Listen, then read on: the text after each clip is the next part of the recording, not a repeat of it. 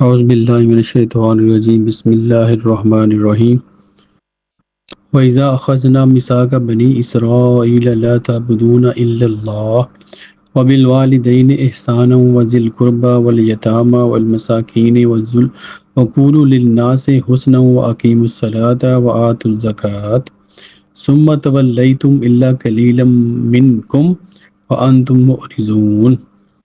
اور جب ہم نے بنی اسرائیل سے پختہ عہد لیا کہ تم اللہ تعالیٰ کے سوا کسی کی عبادت نہیں کرو گے، اور والدین اور رشتہ داروں اور یتیموں اور مسکینوں سے احسان کرو گے، اور لوگوں سے اچھی بات کہو، اور نماز قائم کرو اور زکوٰۃ ادا کرو، پھر تم میں سے تھوڑے سے لوگوں کے ماسوا سب اس عہد سے پھر گئے اور تم منہ موڑنے والے تھے۔ صدق اللہ العظیم۔ آج ہم نے سورہ بقرہ کی آیت نمبر 83 کی تلاوت کی، اس کا ترجمہ آپ نے سنا۔ 82 میں نے پڑھا کہ جو لوگ ایمان لائے اور نیک عمل کیے وہی لوگ جنت والے ہیں اور وہ اس میں ہمیشہ رہنے والے ہیں۔ یعنی کہ جو لوگ نیک عمل کریں گے اس کا جو رزلٹ ہے وہ ہمیشہ کی جنت ہے، اور وہ اس میں ہمیشہ اسی میں رہیں گے۔ اور جو برائی کریں گے، اس کی برائی نے ان کو گھیر لیا تو وہ ہمیشہ کی دوزخ میں رہیں گے۔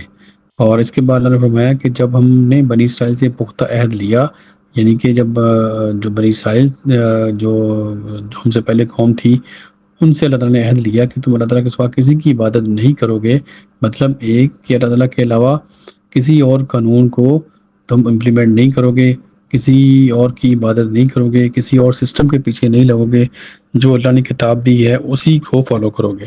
تو یہ پختہ عہد لیا تھا بنی اسرائیل سے، اور پھر ان کو حکم دیا کہ والدین اور رشتہ داروں اور مسکینوں سے احسان کرو گے، مطلب ان سے اچھا سلوک کرو گے۔ تو سب سے اوپر جو درجہ ہے وہ والدین کا ہے۔ اللہ کے بعد جو جن کا زیادہ احترام کرنا ہے وہ والدین ہے۔ یعنی کہ والدین کے بارے میں بہت سی آیات قرآن مجید میں بھی ہے، اور حدیثوں میں بھی بہت ذکر آتا ہے والدین کا جو احترام ہے، کہ اگر وہ ان میں سے دونوں یا دونوں میں سے ایک بوڑھے ہو جائیں تو ان کو اف تک نہیں کہنا، یعنی کہ ان سے ہمیشہ اچھا سلوک کرنا آپ نے، چاہے وہ غلط بھی ہوں پھر بھی آپ نے ان کے ساتھ اچھا سلوک کرنا ہے۔ اگر وہ آپ کو شرک کی دعوت دیتے ہیں تو پھر آپ نے ان کا کہنا نہیں مانا، لیکن اس کے علاوہ کوئی بھی جو ان کا حکم ہے اس کے آگے آپ نے ان کی نافرمانی نہیں کرنی۔ سب سے جو اللہ کی عبادت کے بعد جو سب سے بڑا حکم ہے وہ والدین کا احترام اور ان کی رسپیکٹ اور ان کا کہا ماننا اور ان کو تکلیف نہ دینا، یہ سب سے پہلی پریورٹی ہے کسی کی بھی، بنی اسرائیل کو جو فرمایا گیا، اور ہمارے لیے بھی یہی ہے، ان کے لیے بھی وہی ہے۔ اور رشتہ داروں اور یتیموں اور مسکینوں سے احسان کرو، اور اس کے بعد والدین کے بعد جو ہے دوسرا درجہ ہے وہ رشتہ دار ہیں، جس میں سب سے پہلے آپ کے بھائی بہن، آپ کے بیوی بچے، بہن بھائی، اور جو قریبی رشتہ دار ہیں ان کا حق ہے، ان کے اپنے والدین کا اور اس کے بعد بیوی بچوں کا اور بہن بھائیوں کا، یہ سب کا اپنے خیال رکھنا۔ اگر یہ دیکھیں یہ کوئی بھی معاشرے کسی بھی معاشرے کو اگر بالکل ایک ہائیسٹ لیول پہ پہنچانا ہو کہ وہ ایک آئیڈیل معاشرہ ہو، تو اس میں یہ جس طرح ترتیب بتائی ہے، اگر یہ ترتیب قائم رکھی جائے تو کوئی بھی معاشرہ جو ہے ایک زبردست آئیڈیل معاشرہ بن جاتا ہے۔ یعنی کہ ہر جو بندہ ہے اگر اپنے ان قوانین کو اپنائے، یعنی کہ اپنے والدین کا احترام کرے، جو اس کے قریبی رشتہ دار ہیں ان کا خیال رکھے، تو ایک آئیڈیل معاشرہ بن جاتا ہے۔ تو آپ دیکھیں اگر ایک سٹی ہے یا ایک چھوٹا شہر ہے، سب لوگ اس کا خیال کریں تو اب آپ سوچیں کہ وہ پورا معاشرہ کے ساتھ زبردست ہوگا۔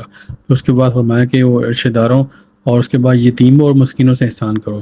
جو یتیم ہو جاتے ہیں، جن کے والدین جلدی دنیا سے چلے جاتے ہیں، ان کا خیال رکھنا۔ اگر سب لوگ مل کے یتیموں کا خیال رکھیں تو وہ بھی ان جیسے خوشحال ہو جائیں گے، ان کو بھی کسی سے مانگنے کی ضرورت نہیں پڑے گی، بلکہ ان کی ایک جو عزت ہے وہ قائم رہے گی اگر وہ اللہ تعالیٰ کا یہ حکم مانے۔ اور مسکین جو ہوتے ہیں، جو کچھ بھی کرنے کے قابل نہیں ہوتے، جن کے اتنے ریسورسز نہیں ہوتے کہ کچھ کر سکیں، یا ان کو اتنی زمین میں ان کے پاس اتنے وسائل اویلیبل نہیں ہوتے کہ کوئی کام کر سکیں، اس میں محتاج بھی ہو سکتے ہیں وہ، یا اور بھی کوئی ریزن ہو سکتی ہے کہ ان کے پاس کچھ بھی نہیں ہے کچھ کرنے کے لیے۔ ایسے لوگوں کا خیال رکھنا بہت ضروری ہے۔ اگر ہم سب لوگ مل کے ہر بندہ یہ سوچے کہ جو کچھ اس کے پاس ہے، اور جب سب ایک دوسرے کا اس طرح خیال رکھیں گے تو ایک آئیڈیل معاشرہ بن جاتا ہے۔ اس کو آپ بڑے لیول پہ لے جائیں، کنٹری میں لے جائیں، تو جو ملک کا جو ہیڈ ہے، جو ریاست کا جو بادشاہ ہے، اس کو بھی اپنی جو نیچے اس کی جو رعایا ہے اس طرح اس کا خیال رکھنا ہے۔ تو آپ سے سوچیں کہ ہر خاندانوں سے پھر آگے ایک معاشرہ بنتا ہے، معاشرے سے آگے پھر ملک بنتے ہیں۔ تو اگر سب لوگ یہ خیال رکھیں تو آپ دیکھیں کہ وہ ملک کتنا خوشحال ہوگا، سب لوگ خوشحال ہوں گے اور ایک پرامن معاشرہ بن سکتا ہے اس طرح۔ تو اگر ان اصولوں پر عمل کریں تو انسانوں کا ہی فائدہ ہے۔ اللہ تعالیٰ نے جو میثاق لیا ان سے، تو اس کا مقصد انسانوں کی بہتری ہی تھا، نہ کہ ان کی تباہی۔ تو اللہ تعالیٰ معاشرے کو بناتا ہے، لیکن جو دوسرے لوگ جو بعد میں آتے ہیں وہ معاشرے کو خراب کرتے ہیں۔ تو یہ انسانوں کی غلطیاں ہوتی ہیں، ان کے جو ہٹ درمی ہے، جو ان کا جو لالچ ہے، یہ ساری چیزیں پہ مل کے جو معاشرے کو خراب کرتی ہیں۔